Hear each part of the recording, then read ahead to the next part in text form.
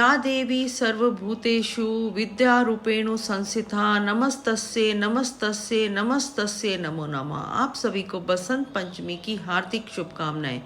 कहते हैं ज्ञान होगा तभी तो हम जीवन में ग्रोथ कर पाएंगे।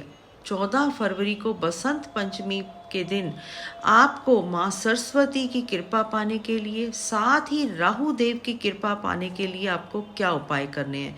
देखिए, माँ सरस्वती जो है वो राहु का ही रूप है, और अगर आप जन्म कुंडली में आपकी राहु की दशा, महादशा, अंतरदशा, प्रत्यंतर दशा चल रही है, या आप राहु की किसी भी प्रताड़ना से पीड़ित हैं, तो आपको ये उपाय ज़रूर करने चाहिए।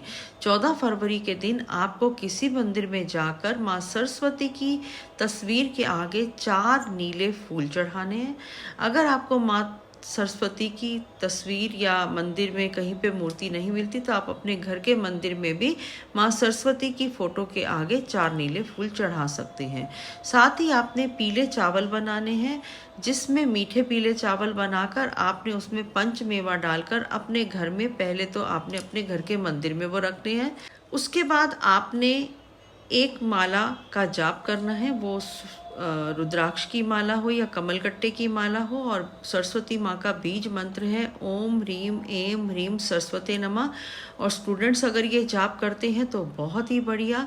साथ ही अब आपने जो पीले चावल रखे थे, आप वो खुद भी खाएं और आप गरीबों को भी बांट सकते हैं। इस दिन अगर स्टूडेंट्स अपने घर में माँ सरस्वती की मूर्ति को स्थापित करते हैं, वो चांदी की भी हो सकती है और कोई भी हो सकती है, और वो अपने स्टडी टेबल पे रखते हैं या घर के मंदिर में रखते हैं, आप देखेंगे मात्र ये मूर्ति रखने से भी, आप इसके आगे अगर अपने पेन रखते हैं जिनसे आप पेपर एग्ज़ाम्स करते हैं, तो इस दिन ये पेन इतने चार्ज हो जाते हैं, एनर्जाइज हो जाते हैं, कि आप देखेंगे कि जब आप का बच्चा या आप लोग इस पेन से कोई भी चीज़ लिखेंगे, उससे आपको लाइफ में ग्रोथ मिलेगी। आप बिजनेस में हैं तब भी आप ये पेन को माँ सरस्वती के आगे अपने घर में मंदिर में रख कर मंत्र का जाप कर और अपनी पॉकेट में रख सकते हैं, और जहाँ पे भी आपने कोई डील साइन करनी हो तो आप ये ले जा सकते हैं। दूसरा आपने क्या करना है कि इस दिन एक बड़ का पत्ता लेंगे, इस पे 5